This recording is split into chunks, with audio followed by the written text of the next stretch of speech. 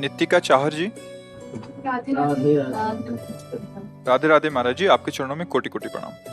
महाराज जी, क्या मेहनत नसीब बदल सकती है और क्या बिना मेहनत के नसीब का सब प्राप्त हो सकता है?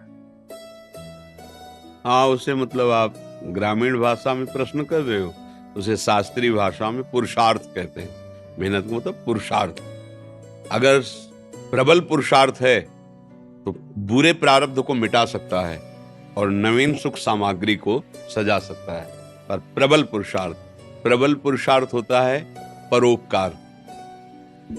दूसरे के भारी समस्या दुख में सम्मिलित होकर उसको मिटा दो और भगवान का स्मरण करो। इन दो के द्वारा ये प्रबल पुरुषार्थ आपके पूर्व प्रारब्ध को नष्ट कर देगा। जैसे मेहनत बहुत करते हैं और लाभ बहुत कम प्राप्त होता है, और बहुत कम मेहनत करते हैं बहुत ज्यादा लाभ प्राप्त होता है। ऐसे व्यक्ति देखे जाते हैं कि जिनकी दिनचर्या में मतलब भाग्यवश केवल धन आ रहा है, कोई मेहनत नहीं। और एक आदमी है दिन भर मेहनत करता है, 400-500 रुपया, वो भी पूरे परिवार को ठीक से पूरा भोजन, वस्त्र, पढ़ाई लिखाई सब नहीं कर पा रहा। एक आदमी है कि बिल्कुल कोई ऐसा कार्यरत नहीं है, पर अर्थ की बाहुल्यता उसके घर में। ये पूर्व का जो पुण्य है वो उसे अर्थ प्राप्त करा रहा है। वर्तमान में वो पुरुषार्थहीनता दिखा रहा है। तो जब तक प्रारब्ध भोग है पुण्य का तब तक चलता रहेगा। अब एक है वर्तमान में बहुत पुरुषार्थ कर रहा, मेहनत कर रहा है, लेकिन पूर्व का पाप उसे आगे नहीं बढ़ने दे रहा। अब पहले पीछे का जो पाप है उसे नष्ट करने वाला पुरुषार्थ बने। वो दो प्रकार से होता है। परहित सरिस धर्म नहीं भाई।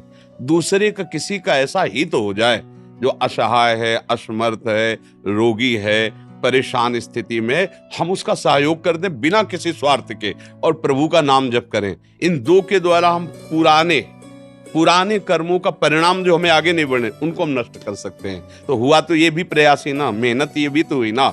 नाम जप करते हुए दूसरों के सुख की भावना में अपने कर्तव्य का पालन करते हुए, तो ये पुरुषार्थ आपके पूर्व प्रारब्ध का नाश कर सकता है। भाग्य से ही सब कुछ मिलता है ऐसा नहीं है, भाग्य भी काम करता है। जैसे बहुत पढ़ लिख करके ग्रेजुएट हुए लेकिन प्रारब्ध इतना बुरा है, नौकरी नहीं मिल रही, तो बेचारे गांव के कार्य कर रहे हैं या छोटी मोटी दुकान कर ली और ऑफिसर रैंक की पढ़ाई किए हुए है। और एक है कि ऐसे घर में जन्मे हैं कि जमींदारी पहले से ही है और वो न पढ़ने में रुचि न किसी क्रिया में रुचि, लेकिन वो बहुत सांसारिक सुखों को भोग रहे हैं। यहाँ प्रारब्ध देखा जाता है। लेकिन एक है कि बहुत गरीब घर में जन्मा, बहुत मुश्किल से उसके माता पिता ने पढ़ा पाया, पर उसने जी जान से मेहनत की, इतना पुरुषार्थ किया कि वो गांव में सबसे बड़ा आदमी बन गया। ये भी देखा जाता है। जो अपने पुरुषार्थ को प्रबल कर दे तो प्रारब्ध को मिटाया जा सकता है। अगर पुरुषार्थ हल्का हुआ तो प्रारब्ध जोर कर देगा और आगे नहीं बढ़ पाएगा। सबसे जोर का पुरुषार्थ है परहित करना और भगवत स्मरण करना। ये मतलब शास्त्र की एकदम सार बात बता रहे हैं। जिसको संसार में सबसे जल्दी उन्नति प्राप्त करनी हो, ये दो बात पकड़ ले। भगवान से मनावे कि कभी किसी की सेवा का अवसर हमें दीजिए।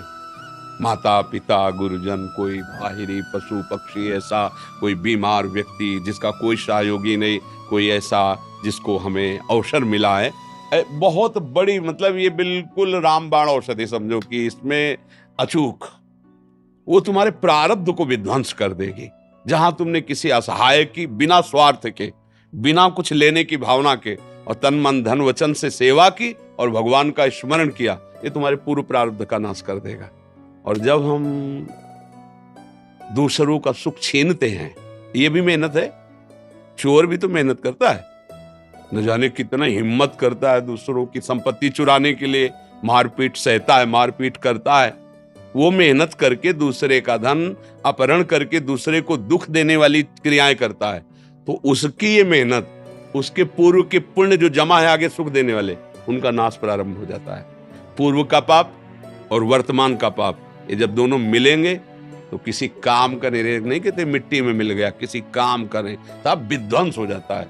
इसलिए सदाचरण करो। और ये अंदर की बात कह रहा हूं, हृदय की, दूसरों को सुख पहुंचाने की भावना ले आओ और नाम जप करो, जय को प्राप्त हो जाओगे।